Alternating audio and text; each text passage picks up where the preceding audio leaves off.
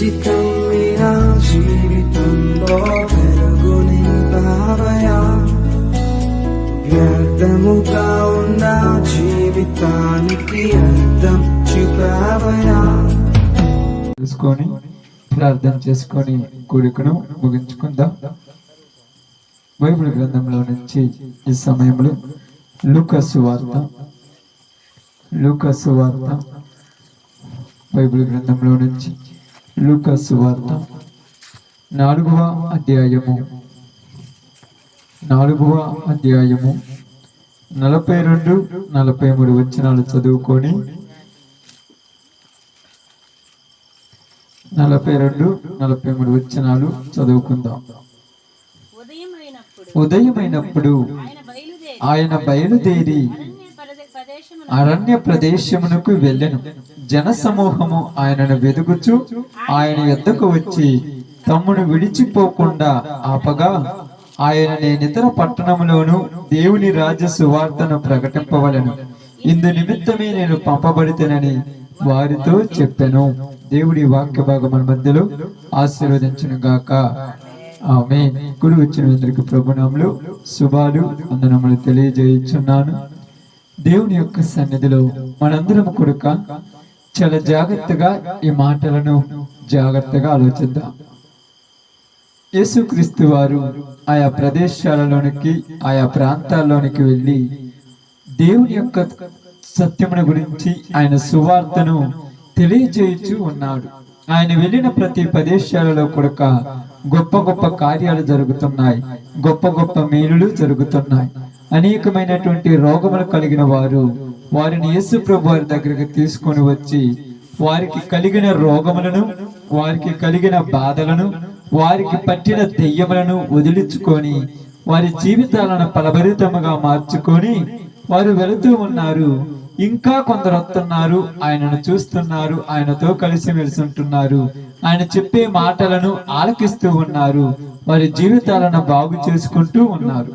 ఇలాంటి సందర్భంలో ఏం జరిగిందంటే, యేసు ప్రభు వారు అక్కడ చూసినప్పుడు, అక్కడ రాయబడినటువంటి మన పరిస్థితి చూసినప్పుడు, ఆయన అనేకులకు చూడండి, నేను చదువుతాను. వారిలో ప్రతి వాడి మీద చేతులుంచి వాడిని స్వస్థపరిచెను. ఇంతేకాక దెయ్యములు నీవు దేవుడి కుమారుడు అని కేకలు వేసి అనేకులను వదిలిపోయెను. ఆయన క్రీస్తు అని వాటికి తెలిసి ఉండిన గనుక ఆయన వాటిని గద్దించి వాటిని మాట్లాడనీయలేదు. ఇక్కడ యేసు ప్రభు వారు వెళ్ళారు, సువార్త చేస్తున్నారు. చేస్తున్న ప్రతి ప్రదేశంలోనికి వెళ్ళినప్పుడు గొప్ప గొప్ప కార్యాలు జరుగుతున్నాయి. జీవితాలు బాగులేని వాళ్ళ బ్రతుకులు బాగుపడుతున్నాయి. నాశనానికి దగ్గర పడ్డ వాళ్ళ జీవితాలు వెలిగించబడుతున్నాయి.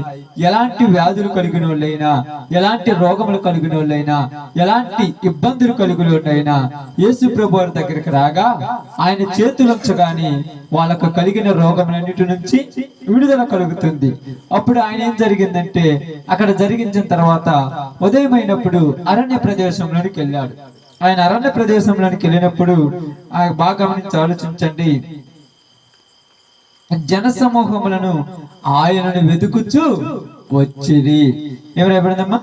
జన సమూహములను ఆయన వెతుకుచు ఆయన యొద్దకు వచ్చి వాళ్ళందరూ యేసు ప్రభు వారితో ఏమంటున్నారంటే, అయ్యా నువ్వు మమ్మల్ని విడిచి వెళ్ళిపోవద్దు, నువ్వు మాతోనే ఉండు, నువ్వు మాకే తెలియ చెప్పు. నీ మాటలు చాలా వినసొంపుగా ఉన్నాయి, నీ మాటలు విని మా బ్రతుకులను మేము మార్చుకుంటున్నాం. మా జీవితాలు ఫలభరితముగా మారిపోయినాయి, మా బ్రతుకులు ఫలభరితముగా మారిపోయినాయి. మాకు ఉన్నటువంటి వ్యాధులు పోతున్నాయి, రోగములు పోతున్నాయి, కష్టాలు పోతున్నాయి, ఇబ్బందులు పోతున్నాయి, సమస్యలన్నీ పోతున్నాయి. నువ్వు మాతోనే ఉండయ్యా అని చెప్తున్నా. నువ్వు మాతోనే ఉండు, నువ్వు ఎక్కడికి వెళ్ళాలని మాకు ఇష్టం లేదు, నువ్వు మాతోనే ఉండి మాకు నీవు ఈ వాక్యమును బోధిస్తూ మా జీవితాలను ఫలభరితముగా మార్చమని చెప్పినప్పుడు యేసు ప్రభు వారు వాళ్ళందరితో ఏమంటున్నారంటే, అమ్మా నేను మీ దగ్గరే ఉంటే ఎలాగా? నేను అనేక ప్రాంతాలకు వెళ్ళాలి కదా, అనేక మందికి తెలియచేయాలి. సమాజమును చూసినప్పుడు, లోకమును చూసినప్పుడు లోకంలో ఉన్న మనుషులందరూ కూడా చెదిరిపోయి ఉన్నారు. వారి జీవితాలు బాగుపడలేదు, వాళ్ళ బ్రతుకులు బాగాలేవు, వాళ్ళ జీవితాలు నాశనానికి దగ్గర పడిపోయినాయి. ఎంతో మందిని చూసినప్పుడు వారి జీవితాలలో ఇబ్బందులు, సమస్యలు వస్తూ ఉన్నాయి. బాగా గమనించి ఆలోచించండి. వారి యొక్క బ్రతుకుల్లో ఎన్నో సమస్యలు, ఎన్నో కష్టాలు ఉన్నాయి. ఒక్కొక్క కుటుంబంలోనికి వెళితే భర్త యొక్క పరిస్థితి భార్య చూసి ఏడుస్తుంది, భార్య యొక్క పరిస్థితి భర్త చూసి ఏడుస్తున్నారు, తల్లిదండ్రులు చెదిరిపోయి పిల్లలు చెల్లాచెదరైపోతున్నారు. ఒక్కొక్క కుటుంబంలో చూస్తే రోగాలతో, వ్యాధులతో మంచం పట్టిన వాళ్ళు ఉన్నారు. మంచం మీద పట్టినటువంటి వానికి ఆదరణ లేక, వానికి కూడి పెట్టలేక, వాని కొరకు కష్టపడలేక, రాత్రింబగులు చెమటోర్చి కష్టపడి ఆ తెచ్చినటువంటి దానము చేత భర్తను పోషించుకోవాలో, పిల్లలకు పోషణ జరిగించాలో, మందులు కొనకు రావాలో తెలియక ఎంతో మంది ఏడుతూ ఉన్నారు. వీళ్ళందరి దగ్గరికి నేను వెళ్ళాలి కదా, వాళ్ళ దగ్గరికి వెళ్ళి వాళ్ళకి తెలియచెప్పాలి కదా. నేను వెళ్ళి చెప్పకపోతే వాళ్ళకి ఎలాగ తెలుస్తుంది? ఇప్పుడు మీ దగ్గరకు వచ్చాను కాబట్టి, మీరు బాగుపడ్డారు కాబట్టి మా దగ్గరే ఉండమంటున్నారు. నేను వీళ్ళందరి దగ్గరికి వెళ్ళి వాళ్ళకు కూడా సత్యమును చెప్పాలి కదా, వాళ్ళ ప్రాంతాలకు కూడా నేను వెళ్ళాలి కదా అని యేసు ప్రభు వారు వాళ్ళతో మాట్లాడినప్పుడు వీళ్ళందరూ ఏమంటున్నారంటే, నువ్వు ఎక్కడికి వెళ్ళొద్దయ్యా. ఏమంటున్నారమ్మా? నువ్వు ఎక్కడికి వెళ్ళొద్దు, నువ్వు మాతోనే ఉండు, మాకేనే ఉండు, మా యొక్క ప్రాంతంలో ఉండండి, మమ్మల్ని బాగు చెయ్యండి, మాకే ఇబ్బందులు రాకుండా చేయమంటే యేసు ప్రభు వారు ఏమన్నాడంటే, నేను వచ్చింది ఒక్క ప్రదేశంలో, ఒక్క ప్రాంతంలో ఉన్న వాళ్ళకి చెప్పటానికి కాదు, నశించిపోతున్న ఎంతో మందిని బాగు చేయటానికి నేను వచ్చాను. అందుకు అక్కడ ఏం రాయబడింది తెలుసా? ఆయన, నేను ఇతర పట్టణములోను దేవుని రాజ్య సువార్తను ప్రకటింపవలెను. నేను ఇక్కడే కాదు, ఇంకా అనేక పట్టణాలు ఉన్నాయి కదా, ఒక ప్రదేశమే కాదు, ఎన్నో ఒక చోట్లు ఉన్నాయి కదా, అదే ప్రాంతాల్లోకి వెళ్ళి దేవుని సువార్త ప్రకటించాలి. నేను ఇతర పట్టణాల్లోనికి వెళ్ళాలి, దేవుని సువార్త ప్రకటించాలి, ఇతర ప్రాంతాల్లోనికి వెళ్ళాలి, నశించిపోతున్న వారిని రక్షించాలి, ఇతర ప్రదేశాల్లోనికి వెళ్ళాలి, బాగుపడినటువంటి బ్రతుకులను బాగు చేయాలి. ఎన్నో మంది ఎన్నో కుటుంబాలను చూసి, ఎన్నో పరిస్థితులు చూస్తే, ఇబ్బందులు, సమస్యలతో వారి బ్రతుకులన్నీ కూడా నాశనానికి దగ్గర పడిపోయినవి. వాళ్ళందరూ నేను వెళ్ళి బాగు చెయ్యాలి. ఇందుకోసమే కదా నేను వచ్చినది, ఇందుకోసమే కదా నన్ను దేవుడు పంపించినది. నా పని ఇదే కదా. మీరేమో ఎక్కడే ఉండమంటే ఎలా కుదురుద్ది, ఇలాగనే ఉంటే ఎలా కుదురుద్ది? నా పని ఇది. ఇప్పుడు మనం బాగా గమనించి ఆలోచిద్దాం. యేసు ప్రభు వారికి ఉన్న పని ఏంటంటే, ఆయన చేయాల్సిన పని ఏంటంటే అనేకులను బాగు చేయాలి, చాలా మందిని బాగు చేయాలి, వారి బ్రతుకులను బాగుపరచాలి, వారి జీవితాలను బాగుపరచాలి, వారి ఆలోచనలు బాగుపరచాలి, వారి యొక్క పరిస్థితులు మార్చాలి. అందుకనే ఒక ప్రాంతంలోనికి వెళ్ళాడు. ఆ ప్రాంతంలోనికి వెళ్ళినప్పుడు అక్కడ ఉన్న పరిస్థితి ఎలాగున్నదంటే బాగా అర్థం చేసుకోండి. అక్కడ పరిస్థితి చాలా ఘోరంగా ఉన్నది. ఎలా ఘోరంగా ఉందంటే, అందరూ ఒకటిగా మారిపోయారు, ఒక్కలను మాత్రమే సపరేట్ గా చూస్తూ ఉన్నటువంటి ప్రదేశం.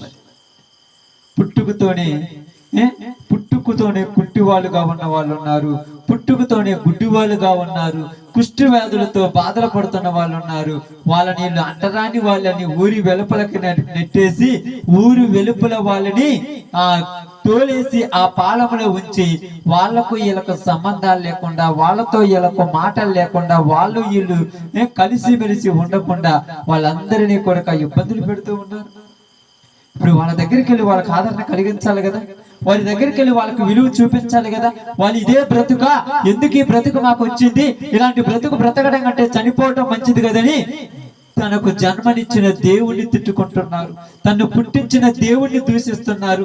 దేవుణ్ణి దూషించకుండా వాళ్ళ దగ్గరికి వెళ్ళి వాళ్ళకు మేలు చేయాలి కదా, వాళ్ళ దగ్గరికి వెళ్ళి వాళ్ళకు మంచి చెప్పాలి కదా, వాళ్ళ దగ్గరికి వెళ్ళి వాళ్ళ బ్రతుకులను మార్చాలి కదని ఆయన ఆయా ప్రాంతాల్లోనికి వెళ్తున్నప్పుడు, ఇరుకో పట్టణానికి వెళ్ళినప్పుడు మీ అందరికీ తెలుసు కదా, అక్కడికి వెళ్ళినప్పుడు ఒక గుడ్డివాడు ఏమంటున్నాడు తెలుసా? అయ్యా దావీదు కుమారుడా, నన్ను కరుణించుమని కేకలు వేస్తున్నాడు. వాని దగ్గరికి వెళ్ళి వాని జీవితాన్ని బాగు చేశాడు. మరి సమరయ ప్రాంతంలోని ప్రదేశంలో నుంచి వెళుతున్నప్పుడు ఊరి వెలుపల 10 మంది కుష్ఠరోగులుండి, దావీదు కుమారుడా, మమ్మల్ని అందరూ వెలివేశారయ్యా, మా బ్రతుకులు ఇంతేనా, మా జీవితాలు ఇంతేనా, మమ్మల్ని బాగు చేయమని అన్నారు. యేసు ప్రభు వారు వాళ్ళని చూసి వాళ్ళ జీవితాలను బాగు చేశారు. మరి ఒక ప్రదేశంలోకి వెళ్తున్నప్పుడు అక్కడ ఉన్నటువంటి శాస్త్రులు పరిశీలు ఉన్నటువంటి చాలా మంది వ్యభిచారం చేత పట్టుబడినటువంటి ఒక స్త్రీని తీసుకొని వచ్చారు. అయ్యా, మోసే ధర్మశాస్త్రం ప్రకారము, నీతి న్యాయం ప్రకారము పాపం చేయుచున్నటువంటి స్త్రీ, వ్యభిచారం చేయుచున్నటువంటి స్త్రీని రాళ్లతో కొట్టి చంపవలను కదా, ఏమో వ్యభిచారం చేయుచుండగా మేము చూసి పట్టుకొని వచ్చాము, ఏమైనా చంపాలా వదిలిపెట్టాలా, నువ్వే చెప్పు అని అడుగుతున్నారు. ఇప్పుడు సమాధానం చెప్పేవారు కావాలి. ఆ సమాధానం కూడా నోటికి వచ్చింది చెప్పకూడదు, ఎవరిని ఇబ్బంది పెట్టకూడదు, ఎక్కడ కూడా ఇబ్బందికరంగా మాట్లాడకూడదు, ఎదుటి వారిని దూషించేటట్టు ఉండకూడదు, యువతల వాళ్ళకు నష్టం కలిగించేటట్టు ఉండకూడదు సమాధానం. ఎందుకు మీకు తెలియజేస్తున్నారంటే ప్రియ సహోదరి సహోదరులారా, మనము కూడా అనేక ప్రదేశాలకు వెళ్తున్నాం, అనేక ప్రాంతాలకు వెళ్తున్నారు. ఈ రోజు ఈ యొక్క 66 గ్రంథాల బైబిల్ పుస్తకాన్ని పట్టుకొని మేము దేవుని సువార్త చేసేవారిమే, దేవుని సువార్త చేసేవారిమే, దేవుని మాటలు చెప్పేవారిమని ఎక్కడెక్కడికో వెళ్ళిపోతున్నారు. వెళ్ళినప్పుడు నువ్వు మాట్లాడే మాట కరెక్ట్ గా ఉండాలి, నువ్వు చేసే పని కరెక్ట్ గా ఉండాలి, నువ్వు ప్రకటించే సువార్త కరెక్ట్ గా ఉండాలి, ఎదుటి వాళ్ళకు నువ్వు ఇబ్బందికరంగా మారకుండా చేయాలి. వాళ్ళ మనసు నొప్పించుకోకూడదు, వాళ్ళ జీవితాలు వాళ్ళ జీవితాల్లో ఏదో లేనిపోయిన అలజడి కలిగించకూడదు. వాళ్ళకు వివరముగా తెలియచేసి వాళ్ళ బ్రతుకులలో సత్యమేదో అసత్యమేదో, మంచి ఏదో చెడు ఏదో, తప్పేదో పాపమేదో పుణ్యమేదో అని తెలియచేసి వాళ్ళ బ్రతుకులను మార్చాలి. వెళ్ళినప్పుడు వెళ్ళి చెప్తున్నాడు, అయ్యా మోసే ధర్మశాస్త్రం నాకు కూడా తెలుసు, ఏది మంచో ఏది చెడో నాకు తెలుసు, నేను కాదనటం లేదు. అయితే ధర్మశాస్త్రంలో రాసినంత మీరు చూస్తున్నారు కదా, ఆ రాసిన దాని ప్రకారం నేనేం చెప్తున్నానంటే, తప్పు చేయని వాడు పాపం చేసిన వాడికి కొట్టొచ్చింది కరెక్ట్ పాయింటే అన్నాడు. పాపం చేశాడు కాబట్టి కొట్టడం మంచిదే, నేను కాదని వద్దని చెప్పటంలా. అది కొట్టాలంటే ఎవరు కొట్టాలి? ఏ తప్పు లేని వాడు కొట్టాలయ్యా, ఏ పాపం ఎరుగని వాడు కొట్టాలి, ఏ పాపం చేయని వాడు కొట్టాలి. కాబట్టి మీరు ఎవరైనా పాపం లేని వాడు ఉంటే వాడు మొదట ఆ మీద రాయొచ్చు. పాపం లేనివాడు ఎవరున్నారు? ఎవరున్నారమ్మా? ఎవరు లేరు. అందరూ కూడా రాళ్ళు కింద పడేసి ఎవరి దారిని వెళ్ళిపోతున్నారు. ఇప్పుడు ఈ స్త్రీ ఏమైందమ్మా? ఈ స్త్రీ ఏమైంది? రక్షించబడింది. ఆ యొక్క పుట్టుకతో ఉన్నటువంటి గుడ్డివాడు ఏమయ్యాడు? రక్షించబడ్డాడు. ఆ త్రోవ పక్కన కూర్చున్నటువంటి గుడ్డివాడు ఏమయ్యాడు? రక్షించబడ్డాడు. దేవాలయం దగ్గర ఆ యొక్క కోనేటి దగ్గర పక్షవాతంతో పడి ఉన్నవాడు ఏమయ్యాడు? రక్షించబడ్డాడు. ఈరోజు సువార్త చేయటం అంటే వాళ్ళను రక్షించాలని అర్థం. వారికి రక్షణ మార్గం తెలియచేయాలి, వారి రక్షణ మార్గంలోనికి రావాలి. అందుకే యేసు ప్రభువు వచ్చింది ఊరకనే రావటం లేదు, నశించిపోతున్న దానిని వెదకి రక్షించుటకు మనుష్య కుమారుడు వచ్చెను. దేనికి వచ్చాడు ఆయన? నశించిపోతున్న దానిని వెదకి రక్షించుటకు మనుష్య కుమారుడు వచ్చాడు. నేను వచ్చింది ఎందుకే? కాబట్టి నేను ఇక్కడే కూర్చొని మీరు పెడుతున్నారని నేను తిని, మీరు ఇస్తున్నారని నేను శుభ్రంగా కూర్చొని ఒక రూమ్ కట్టుకొని ఇక్కడే ఉండటం అనేది కరెక్ట్ పాయింట్ కాదు. మరి ఎక్కడికి వెళ్ళాలి? ఇంకా సమీప ప్రాంతాల్లోనికి వెళ్ళాలి, ఇతర పట్టణాల్లోనికి వెళ్ళాలి. ఆ పట్టణాల్లోనికి వెళితే అయ్యా నిన్ను ఎవరు గౌరవించరు, నీకు ఎవరు విలువెవరు, అక్కడికి వెళితే నిన్ను ఎవరు పట్టించుకోరంటే వాళ్ళు నన్ను పట్టించుకోవాల్సిన అవసరం ఏం లేదు, నేను వాళ్ళని పట్టించుకోవటానికి వచ్చా. తెలుసు కదా, నిజంగా సువార్త కొరకు వెళ్ళిపోతూ ఉన్నాము కదా. ఇదివరకైతే మేము ఒక్కడే వచ్చేవాళ్ళం, ఇప్పుడు వీళ్ళు కూడా చూస్తున్నారు కదా. వెళుతున్నప్పుడు ఎవరైనా మనం పడుచుకునే వాళ్ళు ఉన్నారా? ఎవరైనా మనం ఆదరించే వాళ్ళు ఉన్నారు? అయ్యో పాపం అంత దూరం నుంచి వీళ్ళు వస్తున్నారే, తింటున్నారా తినట్లేదో, ఉంటున్నారో ఉండటం లేదు, ఇలా ఖర్చు లేదు, వీళ్ళకి ఏందని ఎవరైనా పట్టించుకునే వాళ్ళు ఉన్నారా? వాళ్ళు ఏమంటున్నారు? ఇంకా పని బాట లేకుండా తిరుగుతున్నారు అంటున్నారు. పని బాట లేకుండా అక్కడికి వెళ్ళి తిరిగి ఇబ్బందులు పెడుతున్నారు అంటున్నాడు. అయితే ఎందుకు ఓర్చుకోవాల్సి వస్తుంది? దేనికోసం? యేసు ప్రభువు చెప్పాడు, నేను ఇతర ప్రాంతంలోనికి వెళ్ళి వాళ్ళకు సువార్త ప్రకటించాలి, ఇందుకోసమే నేను పంపబడ్డాను. అదే విధంగా మనమను కూడా దేవుడు దేనికోసం ఏర్పరచుకున్నాడంటే, పాపం అనే ఊపిలో చిక్కుకున్న మనల్ని బయటకు తీసుకొని వచ్చింది దేనికోసం అంటే, మనము కూడా ఇతర ప్రదేశాలలోనికి వెళ్ళి వాళ్ళకు సువార్త ప్రకటించటానికి, పాడైపోతున్న జీవితాలను బాగు చేయటానికి, నశించిపోతున్న ఆత్మలను రక్షించటానికి, నాశనానికి దగ్గర పడిన వాళ్లకు విషయాలు చెప్పటానికి, గొప్ప మాటలు చెప్పాలి, గొప్ప మేలులు తెలియచేయాలి. గొప్ప ఉన్నతమైనటువంటి గొప్ప గొప్ప సంగతులు వాళ్ళకి చెప్పాలి. మా వినండి, వాక్యం వినండి, అట్లా పని కాదు. ఉన్నతమైన ఉపదేశాలు చేయాలి. ఇప్పుడు వీళ్ళందరి దగ్గరికి వెళ్ళి ఆయన చెప్పిన తర్వాత 38 సంవత్సరాల నుంచి పక్షవాతంతో అక్కడ ఒక రోగంతో పడినటువంటి ఒక వ్యక్తి ఉన్నాడు. యేసు ప్రభు వాడు బాగు చేసిన తర్వాత వాడు మరలా దేవాలయంలో కనబడితే ఏమంటున్నాడు తెలుసా? ఇక ఎక్కువ కీడు కలగకొనినట్లు మరలా పాపం చేయకున్నాడు. మరలా పాపం చేయొద్దు. యేసు ప్రభు వారు తన జీవితంలో ఏ రోజు కూడా ప్రశాంతంగా ఉన్న రోజు లేదమ్మా. ఏ రోజు కూడా అలసట తీర్చుకున్న దినము లేదు. ఏ రోజు కూడా ప్రశాంతంగా నిద్రపోయినది లేదు. తిన్నాడు, తినలేదు, ఉన్నాడో లేడు, ఏది పట్టించుకోకుండా అనేక ప్రదేశాలకు వెళుతూ ఉన్నాడు, అనేక ప్రాంతాలకు వెళుతూ ఉన్నాడు. మార్కు సువార్త 1:35 ఒకసారి చదవండి. మార్కు సువార్త 1:35 జాగ్రత్తగా చూడండి. కొంత సమయం ప్రార్థన చేసుకుని ఆయన పెందలకడనే లేచి ఇంకను చాలా చీకటి ఉండగానే బయలుదేరి అరణ్య ప్రదేశమునకు వెళ్ళి అక్కడ ప్రార్థన చేయుచుండెను. బాగా గమనించి ఆలోచించండి. ఆయన ఎప్పుడు లేచాడంటమ్మా? పెందలకడే. ఎప్పుడు లేచాడంట? పెందలకడే. పెందలకడంటే ఇంకను చీకటి ఉండగానే ఆయన పెందలకడే లేచి ఎక్కడికి వెళ్ళాడంట? అరణ్య ప్రదేశమునకు వెళ్ళి అక్కడ ప్రార్థన చేయుచుండెను. ఎందుకోసం చూడండి, అక్కడ సీమోను అతనితో కూడా నున్నవారును ఆయనను వెతుకుచూ వెళ్ళి ఆయనను కనుగొని అందరూ నిన్ను వెతుకుచున్నారని ఆయనతో చెప్పగా ఆయన ఇతర సమీప గ్రామములోను నేను ప్రకటించినట్లు వెళ్ళుదము రండి, ఇందు నిమిత్తమే కదా నేను బయలుదేరి వచ్చితినని వారితో చెప్పాను. యేసు ప్రభు వారు ప్రతిరోజు సువార్త చేసేవాడు. ఏ రోజు కూడా సువార్త చేయకుండా లేడు. ఆయన సువార్త చేస్తేనే కడుపు నిండా ఆహారం తినేవాడు. వెళ్ళాడు, అందరికి సువార్త చేశాడు, వెళ్ళి రెస్ట్ తీసుకుంటున్నారు. శిష్యులు కూడా ఆయనతో కూడా వచ్చిన వాళ్ళేగా, శిష్యులు కూడా ఆయనతో కూడా ఉన్నారుగా. వీళ్ళు ఆయనతో కలిసి పడుకున్నాడు. కానీ ఎవరు పెందల కడలేస్తున్నారు? యేసు ప్రభు వారి పెందల కడలేస్తున్నాడు. దేనికోసం లేస్తున్నాడు? దేనికోసమమ్మా చెప్పండి, దేనికోసం లేచాడు?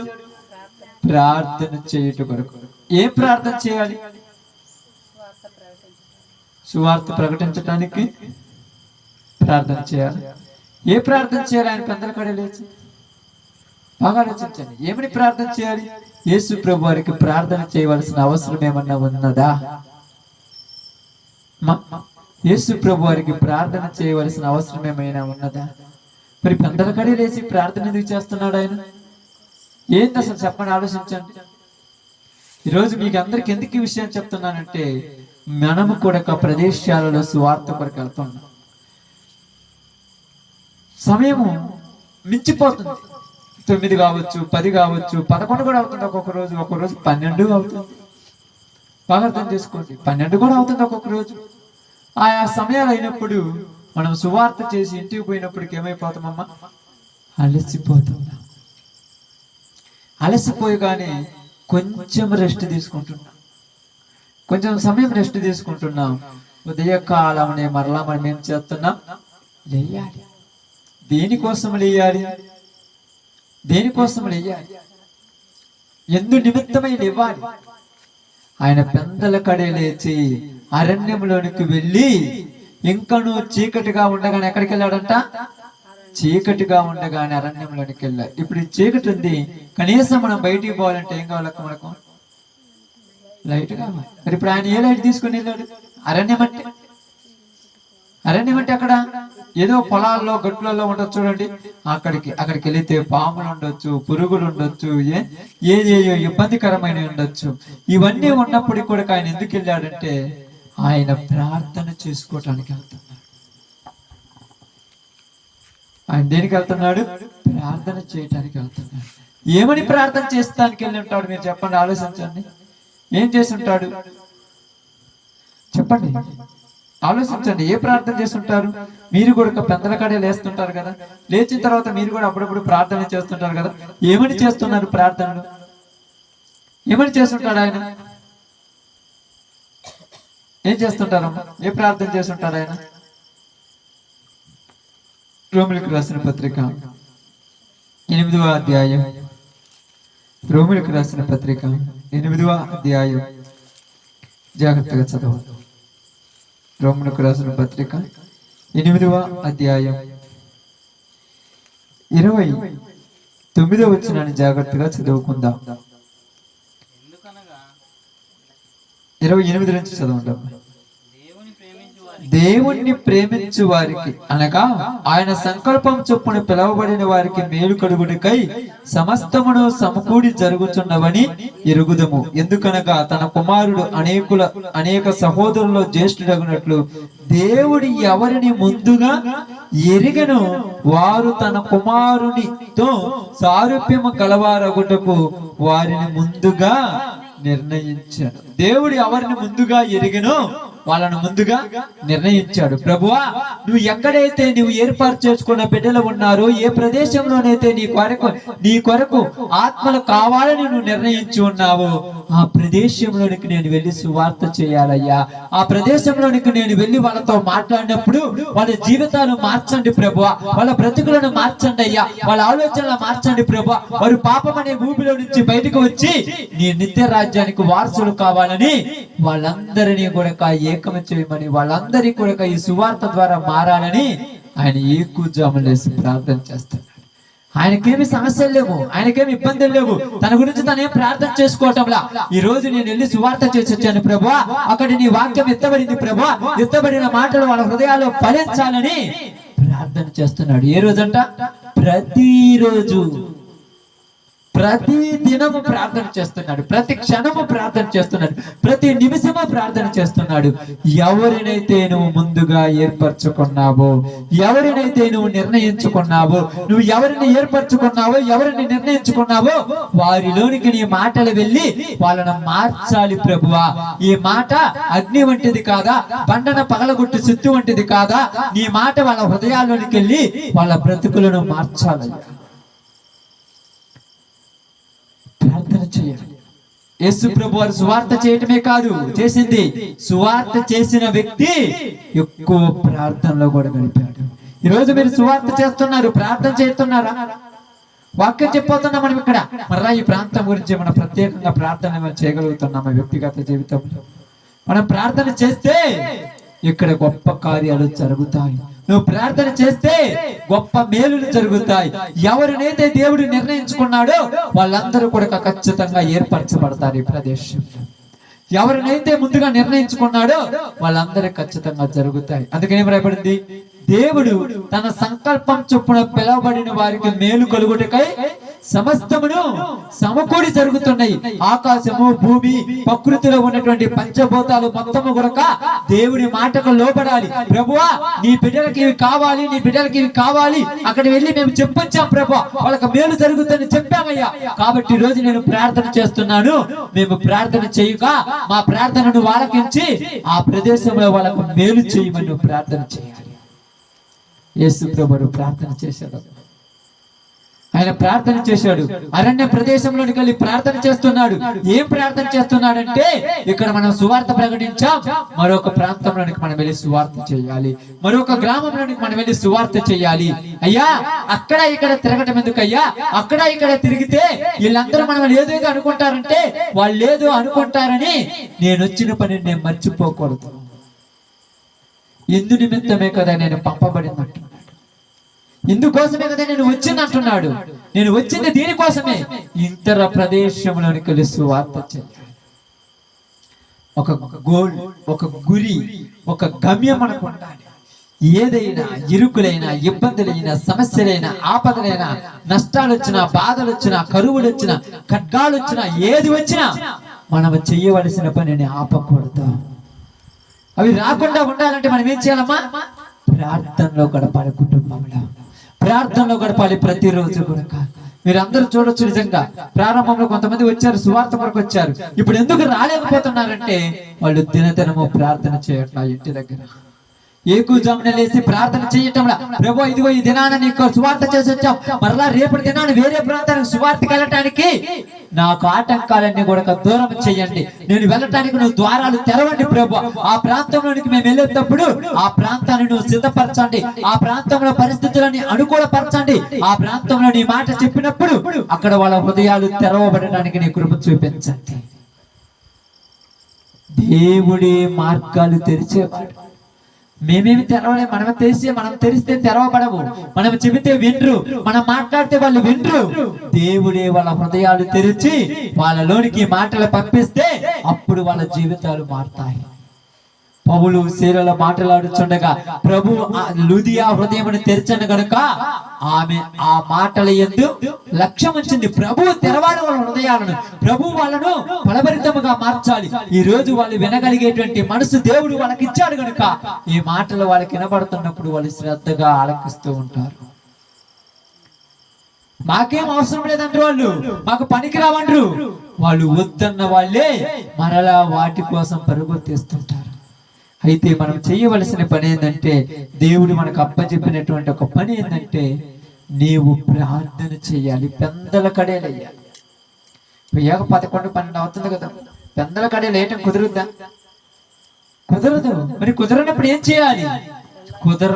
కుదరలేకపోయిందంటే నువ్వు ఏ టైంలో లేచినా కూడా రోజుకు కనీసం ఒక 10-20 నిమిషాలైనా ఈ ప్రదేశం గురించి ప్రార్థన చేయలేకపోతే మరలా పరిచర్యలోనికి నువ్వు కొనసాగలేవు, మరలా ఈ పనిలోని వెళ్ళలేవు. వెళ్ళేటువంటి మార్గం ఏమో తక్కువ మార్గమా, వెళుతున్న ప్రదేశాలు ఏమైనా తక్కువ ఉన్నాయి అనుకున్నావా, వెళుతున్నటువంటి సందర్భాలు ఏమైనా మంచి అనుకున్నావా? నువ్వు వెళుతున్న ప్రతి ప్రదేశంలో నీకు అన్ని ఆటంకాలే, నువ్వు వెళుతున్న ప్రతి దారిలో నీకు అన్ని ఇరుకులే, నువ్వు వెళుతున్న ప్రతి మార్గంలో నీకు ఎర్ర సముద్రం లాంటి శోధనలు ఎదురవుతుంటాయి. వాటిని తప్పించుకొని వెళ్ళాలంటే ఎన్ని ఇబ్బందులు ఉంటాయి. నేను చూడండి, మనం పరిచర్య కొరకు వస్తూ వెళ్తుంటాం కదా, మంది వరకు వెళ్తుంటాం కదా, వెళుతున్నప్పుడు ఆ యొక్క వాహనం కంట్రోల్ ఉండాలి, నడుపుతున్న వ్యక్తి బాగా ఉండాలి, వెళుతున్న ప్రదేశంలో అక్కడ అందరూ అనుకూలంగా ఉండాలి, అక్కడికి వెళ్ళిన తర్వాత అక్కడ కూడా ఏ ఆటంకం జరగకుండా కరెక్ట్ గా ఉండాలి. ఇవన్నీ కరెక్ట్ గా నిర్ణయించాలంటే నువ్వు ప్రార్థన చేస్తే జరుగుద్ది. నువ్వు ఒకవేళ అన్ని జరిగిన తర్వాత ఇక్కడికి వచ్చిన తర్వాత ఈ ప్రదేశం అనుకూలంగా లేకపోతే వచ్చి కూడా ఏమవుద్ది, వ్యర్థమైపోవచ్చు.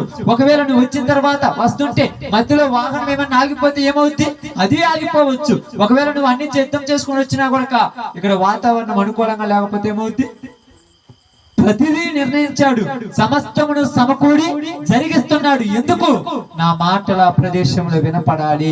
అక్కడ నా కొరకు సిద్ధపరచబడిన బిడ్డలు ఉన్నారు, నేను ఏర్పరచుకున్న ప్రజలు ఉన్నారు, వాళ్ళు నిర్ణయించబడిన వాళ్ళు ఖచ్చితంగా నా దగ్గరికి రావాలని నేనే నా సేవకులను పంపించి చెప్పిస్తున్నాను అంటున్నాడు. నేనే నా ప్రజలను పంపించి చెప్పిస్తున్నాను, ఇదిగో యేసు ప్రభు నువ్వు వెళ్ళు. వాళ్ళు వినరయ్యా, వినకపోయినా నువ్వు వెళ్ళి చెప్పు. అక్కడ నా కొరకు ఏమన్నదంట, గొప్ప జనం ఉన్నది.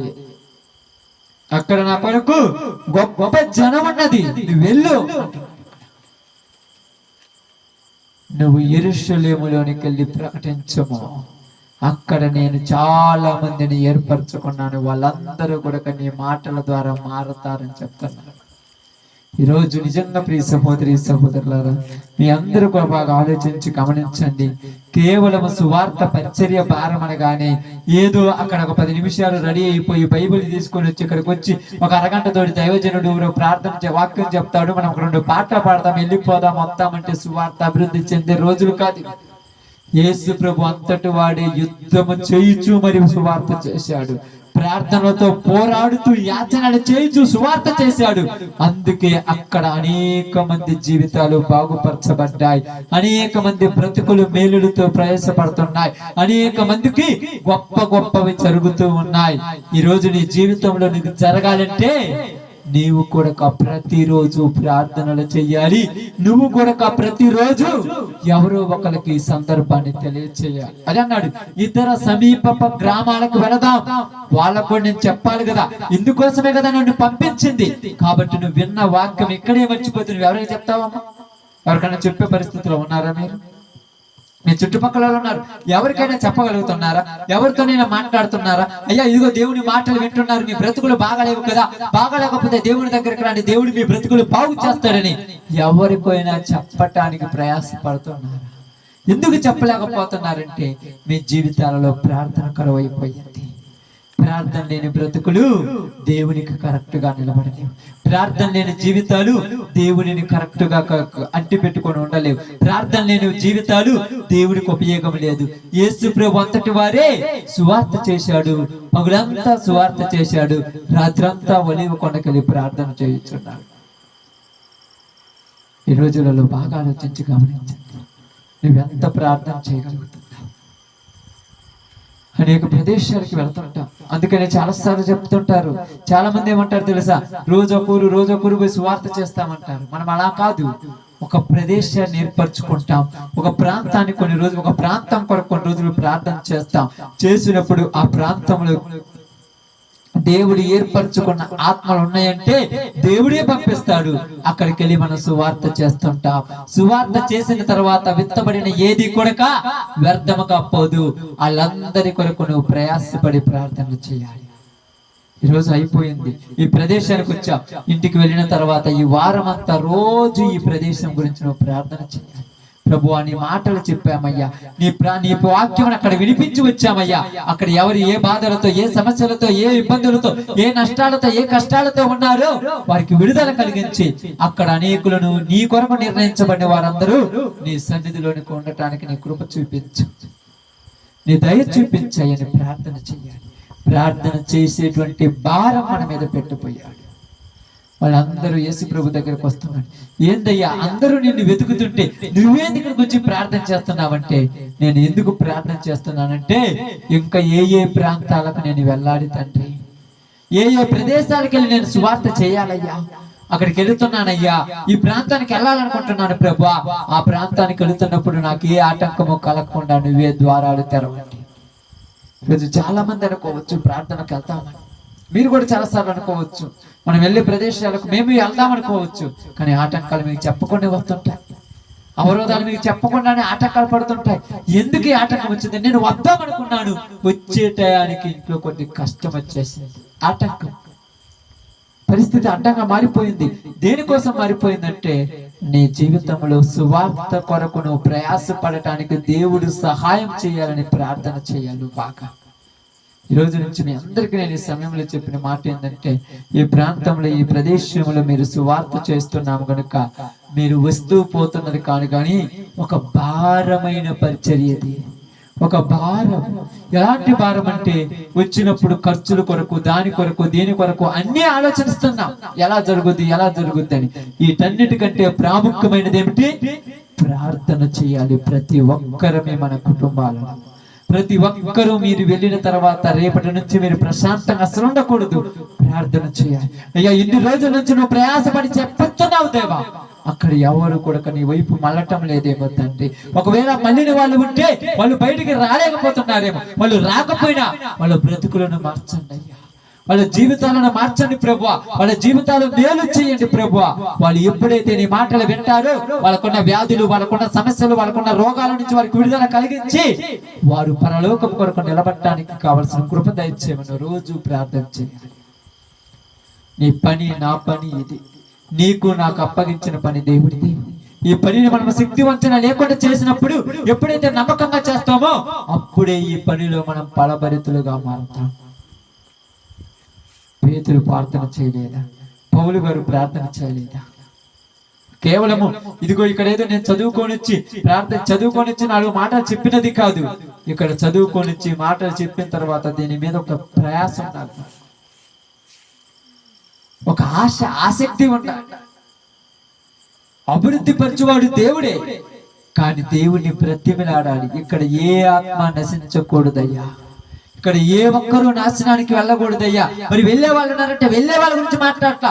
నువ్వు ఎవరినైతే ఏర్పరచుకున్నావో, నువ్వు ఎవరినైతే నిర్ణయించుకున్నావో, ఎవరైతే నీకు కావాలనుకున్నావో వాళ్ళల్లో ఏ ఒక్కడు నశించకూడదు,